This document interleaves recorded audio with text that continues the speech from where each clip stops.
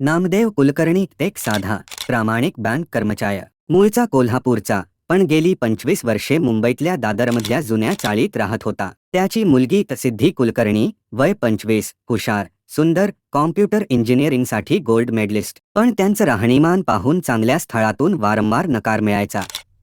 बाबा, माझं काही होत नाही. चांगली नोकरी आहे, शिक्षण आहे, पण लोक फक्त आपली चाळ बघतात. सिद्धीचा डोळ्यातून अश्रू वाहत होते. नामदेव काहीच बोलू शकत नव्हता. त्यालाही अपमानाची झालर जाणवत होती. त्याने काही वेळ शांत राहून फक्त एवढंच म्हटलं, आपण काय करू शकतो? आपलं नशीबच असं आहे. त्या रात्री तो गच्चीवर गेला, एकटा.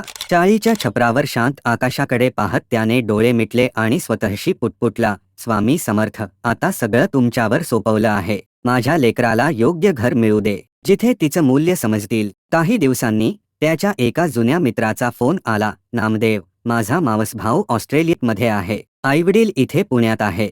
त्यांना साधं, हुशार, सुसंस्कारित मुलगी पाहिजे. पण त्यांना अजिबात श्रीमंतीचा गर्व नाही. गजानन महाराजांचे भक्त आहेत. मुलीचे शिक्षण आणि स्वभाव जास्त महत्वाचं. संपर्क झाला, दोन्ही घरं भेटली. मुलाच्या आईवडिलांनी सिद्धीला पाहताच मनोमन पसंत केलं. तीच पाहिजे, ते म्हणाले.